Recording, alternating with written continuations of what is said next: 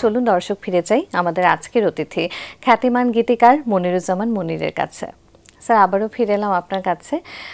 বলছিলাম শুরুতেই যে বিজয়ের মাস, আর বিজয়ের মাসে বিজয়ের স্বাদ যেন পরিপূর্ণতা পায় না আপনার লেখা গানগুলো ছাড়া। যদি আমি একটু আলাদা করে বলতেই চাই, প্রথম বাংলাদেশ, আমার শেষ বাংলাদেশ, সূর্যোদয়ে তুমি সূর্যাস্তে তুমি, রাঙামাটির রঙে চোখ জুড়ালো, কিংবা একতারা লাগে না আমার দোতারাও লাগে না, যখনই আমরা দেশাত্মবোধক গান কিংবা বিজয়ের মাসের গান আমরা যখনই আসলে আসে তখন এই গানগুলো চলেই আসে।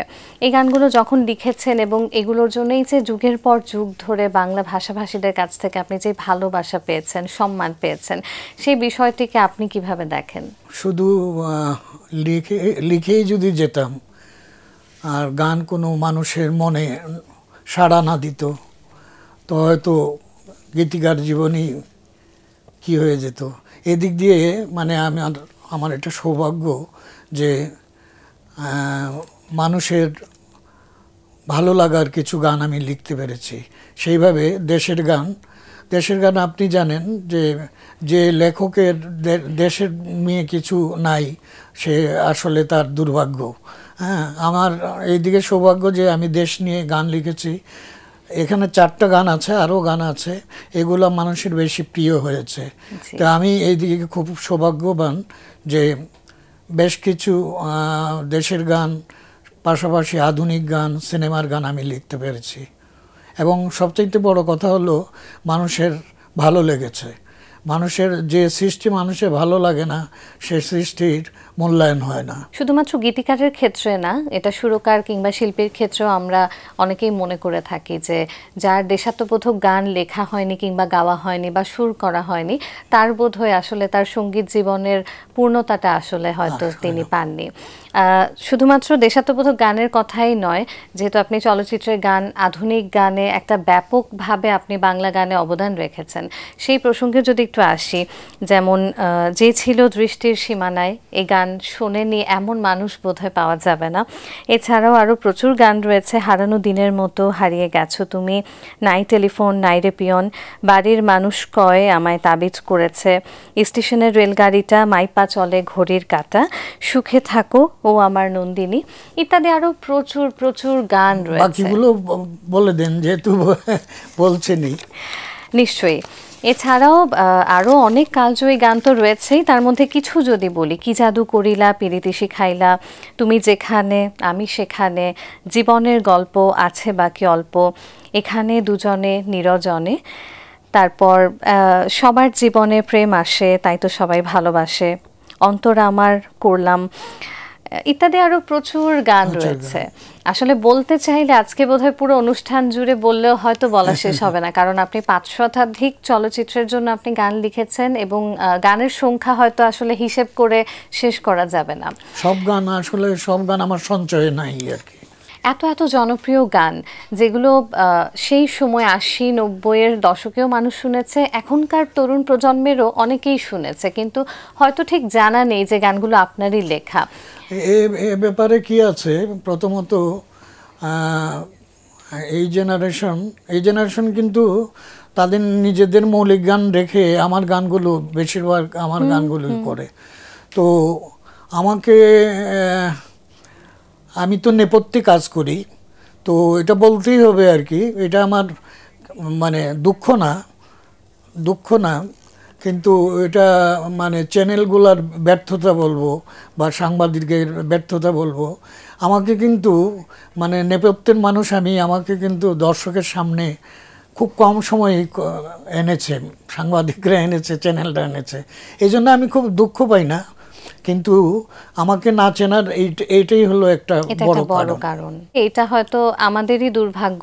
তবে তারপরেও একটু বলতে চাই যে যেহেতু এই প্রজন্মের মানুষ, আপনাদের গান ছাড়া কিন্তু তাদের ক্যারিয়ার শুরু হয় না, তাদের ক্যারিয়ার স্ট্যাবলিশড হয় না। তো সেই জায়গা থেকে তরুণ প্রজন্মের শিল্পীরা যখন এখন কাজ করছে, তাদের সাথে বা তাদের জন্য আপনার লেখা গান বা সেই জায়গাটাকে আপনি আসলে কিভাবে দেখেন? কাজ কি করা হচ্ছে কিনা বা ইচ্ছা আছে কিনা? না, তারা খুবই প্রতিভাবান, এটা তো ঠিক। আগের যে 90 বা স্বাধীনতা উত্তরকালে যে গীতিকার এসছেন, সুরকার এসছেন, সিঙ্গাররা এসছেন, অনেকেই অনেকেই এখন নেই অবশ্য, এদেরে বা গীতিকার এসছেন, মানে অপ্রিয় হলো সত্য, ওদের ডিঙিয়ে কিন্তু কেউ যেতে পারেনি। হ্যাঁ, তবে নতুন নতুন সিঙ্গার এসছেন, তারা তারা ভালো করছেন, চেষ্টা করছেন, ভালো করছেন, সুরকারও আছেন। কিন্তু আমার হলো কি, ওদের সাথে ঠিক গান নিয়ে মেলামেশাটা হয়নি। হ্যাঁ, সিঙ্গার আছে, নতুন সিঙ্গাররা যেমন আমার গান করেন, এবং গীতিকারদের মধ্যেও ভালো লিখছেন অনেকে, যেমন আমার সময়কার মুন্সি ওয়াদুদ, রবিউল আলম, জীবন, ওরা ভালো করছে, ভালো লিখছে। কিন্তু একটা জিনিস হয় কি, আমি প্রথমেই বলেছিলাম যে মানুষের মনে যদি দাগ না কাটে বা অনুরাগ না জন্মে সেই গানে, সেটা অনেকটা মানে একটা দুঃখজনক ব্যাপার হয় আর কি, যে আমি লিখেই গেলাম, সুর করেই গেলাম, গান গেয়ে গেলাম, কেউ কারো ভালো লাগলো না, সেটা আসলে মানে একটা ব্যর্থতা বলবো না, এটা দুঃখজনক ব্যাপার। আপনি তো চলচ্চিত্রের জন্য 3 বার পর 3 বছর 1988, 89, 90 জাতীয় চলচ্চিত্র পুরস্কার পেয়েছেন, এবং এছাড়াও 2004 সালে আপনি দেশের দ্বিতীয় সর্বোচ্চ বেসামরিক সম্মাননা, যেটা 21 পদক, সেটি অর্জন করেছেন। এই যে চলচ্চিত্র পুরস্কার 3 বার পর একজন গীতিকার হিসেবে পাওয়া, এটা কিন্তু আসলেই একটা বিশাল প্রাপ্তি। আমার গান যে চলচ্চিত্রে যেভাবে মানে জনপ্রিয় হয়েছিল, হ্যাঁ, সেই অনুযায়ী কিন্তু আমাকে পুরস্কার দেওয়া হয়নি। হ্যাঁ, আমার সুরকার বা অন্যান্য গীতিকাররা দেখা গেছে আমার চেয়ে বেশি পুরস্কার পেয়েছেন। যে সুরকার আলম খান, আলাউদ্দিন আলী, তারা হয়তো 7 বার পেয়েছেন আমারই গান দিয়ে। হ্যাঁ, তো এইটা ব্যাপারে একটু বলার আছে। প্রথম বাংলাদেশ গানটি আমার লেখা, এবং এটা একটি দলের, বলেই ফেলি, এটা জিয়াউর রহমান সাহেবের প্রিয় গান ছিল, এবং বিএনপির দলীয় সঙ্গীত। তো আমি শুনেছি আর কি, যখন যে সরকার, মানে বিএনপি সরকার আসেন না, অন্য সরকার আসলে এই গানের জন্য আমি দুষ্ট হয়ে যাই, আমার অন্যান্য গান আর প্রচার করে না, আমাকে পুরস্কার দেয় না।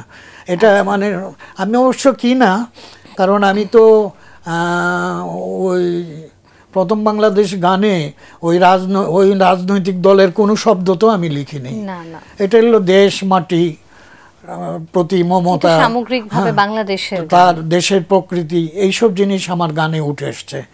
তারপরে আমি এত সক্রিয় রাজনীতিও করি না, তো কেন আমি জানি না, মানে এটা তারা করলো কেন। যদি ওইভাবে বিচার করা হতো তাহলে আমাকে আরো অনেকবার পুরস্কার দিতে হতো। যেটা প্রথমেই বলছিলাম, যে সম্মানের জায়গায় বলি কিংবা আমাদের কাছে আদর্শ হিসেবে বলি, সেই জায়গা থেকে কিন্তু আপনাকে আমরা সবাই অনুকরণ করি, অনুসরণ করি, এবং আপনার লেখা গান ছাড়া কোনো শিল্পীর ক্যারিয়ার আসলে শুরু হওয়া বা এস্টাবলিশড হওয়া হয় না। এখনো পর্যন্ত তরুণ প্রজন্ম যেমন বুকে আছে মন, মনে আছে আশা, তুমি চাঁদের জোছনা নও, ফুলের উপমা নও, কিংবা আপনার অন্য কোনো গান, ও আমার বন্ধু গো, চিরসাথী পথ চলার, এই গানগুলো আসলে এখনো পর্যন্ত আমরা সব সময় সব জায়গায় শুনছি। তো সেটা নিঃসন্দেহে আসলে বাংলাদেশের মানুষ কখনোই ভুলবে না, হারাতেও দেবে না। আপনার সেই সম্মানের জায়গাটা সবসময় আছে এবং থাকবে চিরকাল। তবে আমি স্রষ্টার প্রতি কৃতজ্ঞ যে আমাকে এত জনপ্রিয় গান লেখার তৌফিক দিয়েছেন। নিশ্চয়ই, আমরাও সৌভাগ্যবান যে বাংলার মাটিতে আমরা এমন একজন গীতিকারকে পেয়েছি। সূর্যোদয় তুমি শিরোনামে আপনার একটি গানের সংকলন গ্রন্থ আসতে চলেছে আগামী বইমেলাতে, এবং সেখানে প্রায় 300টি গানের সংকলন থাকছে। যদি একটু বইটি প্রসঙ্গে শুনি। গত বছর বইমেলায় আসার কথা ছিল, কিন্তু এটার সম্পাদনা, গান সংগ্রহ বিলম্ব ঘটেছে। এবার কিন্তু অলরেডি আমার এটা প্রুফ দেখা হয়ে গেছে। আমি এই ডিসেম্বরের শেষে এটা প্রিন্ট করে ফেলবো, এবং আমার আশা 1 তারিখ বা 2 তারিখ কোনো সম্মানিত ব্যক্তি দিয়ে এটা উদ্বোধন করাবো। এবং ওইখানে আমার ইচ্ছা যে আমার যারা শিল্পী আছেন, সুরকার আছেন, তাদেরকে আমি দাওয়াত করব। আমি আশা করি যে তারা সবাই আসবেন, কারণ একটা জিনিস, আমাদের এই দুই বাংলাতেই গানের বই কিন্তু খুব কম। হ্যাঁ, যে পশ্চিমবঙ্গের যে গৌরীপ্রসন্ন মজুমদার এবং পুলক বন্দ্যোপাধ্যায়, এই দুজনের কিন্তু গান আছে, আর অন্য অন্য কারো গান নেই। আমাদের এখানেও মাসুদ করিম সাহেবের গান বই বেরিয়েছে এবং গাজী মাজহারুল আনোয়ার ভাইয়ের বই বেরিয়েছে। এছাড়া কিন্তু অন্য কোনো গীতিকারের, কবিরা যেভাবে প্রতি মাসেই বই বাইর করেন, এরকম কিন্তু আমাদের নেই। হ্যাঁ, তবে আমার যে 300টি গান নিয়ে আমি করেছি, আমার এই সংগ্রহ আমার সংগ্রহে ছিল না, এটা ইউটিউব থেকে, তারপরে মমিন বিশ্বাস বলে একজন লোক আছে এবং শিল্পীরা, আমার শিল্পীরা, হ্যাঁ, যারা গান গেয়েছেন তারা গান দিয়েছেন।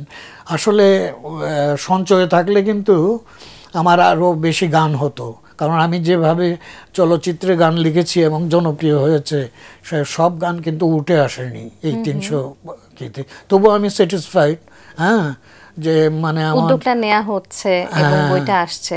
এরপরে কি এইরকম আরো বই প্রকাশ করার নিশ্চয়ই ইচ্ছে রয়েছে? হ্যাঁ, অবশ্যই। আমি ওই আমার অন্যান্য গানগুলো সংগ্রহ করব, সেকেন্ড পার্ট, থার্ড পার্ট এইভাবে বার করার ইচ্ছা রাখি। স্যার, আপনি তো বাংলাদেশ বেতার, বাংলাদেশ টেলিভিশনের পাশাপাশি শিল্পকলা একাডেমির সাথেও তো দীর্ঘদিন ধরে সম্পৃক্ত ছিলেন। এটা মানে এটা আমি দীর্ঘদিন চাকুরি করেছি, তো আমি গানের প্রাধান্য দিতাম। হ্যাঁ, তো সেই আমার চাকরি করার কখনো ইচ্ছা ছিল না। আমাকে যে শহীদ রাষ্ট্রপতি জিয়াউর রহমান সাহেব আমাকে সরাসরি শিল্পকলা একাডেমিতে পাঠিয়েছিলেন চাকুরি দেওয়ার জন্য, এবং আমি ওইখানে আমি কোনো ইন্টারভিউ দিই নাই, আমি দীর্ঘদিন চাকরি করেছি। 2007 সালে আমি ইচ্ছাকৃত পেনশন নিয়েছি আর কি। এই জন্য নিয়েছি যে আমার গানের সাথে মানে খুব কষ্ট হতো চাকরি করা আবার গান করা। তবে আমার শিল্পকলায় যারা আমি ওইখানে ডাইরেক্টর হিসাবে রিটায়ার করেছি, যাদেরকে আমি পেয়েছিলাম মহাপরিচালক বা পরিচালক, তারা কিন্তু সবাই আমাকে এই সহযোগিতা করেছেন। গানের সময় হলে বা আমি যদি বলতাম যে না আমি এখন চলে যাব, তারা সবাই কিন্তু আমাকে এই সুযোগটা দিয়েছেন। স্যার, অসংখ্য ধন্যবাদ। আপনার জীবনের বেশ কিছু দিক সম্পর্কে আমরা আসলে এই আড্ডা থেকে জানলাম এবং আরও অনেক কিছু জানার আছে, তবে যেহেতু সময় সীমিত, একেবারেই শেষ পর্যায়ে চলে এসেছি। বিদায় নেবার আগে আমি আপনার কাছ থেকে একটু ছোট করে জানতে চাইবো যে আমাদের দর্শকদের উদ্দেশ্যে কি বলতে চান যারা বাংলা গান ভালোবাসেন? বাংলা গান শুনুন আপনারা, হ্যাঁ, বেশি বেশি করে নতুন শিল্পী গীতিকার ওদেরকে অনুপ্রাণিত করেন। আর একটা চ্যানেলদের ব্যাপারে আমার বলা আছে, অবশ্যই বাংলা ভিশন এই গান প্রচার করে সব জায়গায় যেন নাটক বা ওই যে টকশোর পাশাপাশি গানকেও প্রাধান্য দেওয়া হয়, তাহলে গান বেরিয়ে আসবে। হ্যাঁ, এই অন্যান্য চ্যানেলগুলোর প্রতি আমার এই অনুরোধ। অনেক অনেক ধন্যবাদ স্যার, আপনার অনেক ব্যস্ততার মাঝে আজকে আমাদেরকে সময় দেওয়ার জন্য, এবং সবসময় আপনার প্রতি আমাদের শ্রদ্ধা এবং ভালোবাসা থাকবে। বাংলা ভিশনকে ধন্যবাদ এবং কৃতজ্ঞতা। দর্শক, এতক্ষণ কথা হচ্ছিল অতিথির সঙ্গে, এবার সময় হলো বিদায় নেবার। আমাদের অনুষ্ঠান সম্পর্কে আপনার যে কোনো মতামত ও পরামর্শ জানাতে লিখুন এই ঠিকানায়। প্রযোজক দিন প্রতিদিন, Bangla vision, Noor tower, 110 Bir Uttam CR Dutta road, Dhaka 1205। Phone 96320303 আমাদের ইমেল অ্যাড্রেস dinprotidin@banglavision.tv। ইংরেজ নাট্যকার উইলিয়াম শেক্সপিয়ারের একটি উক্তি বলে বিদায় নেব আজ। তিনি বলেছেন, কর্তৃত্বের পায়ে কখনো বেরি পরানো যায় না। প্রিয় দর্শক, সবাই ভালো থাকুন, সুস্থ ও সুন্দর থাকুন। আজ সারাদিন সবার জন্য শুভ ও কল্যাণময় হোক।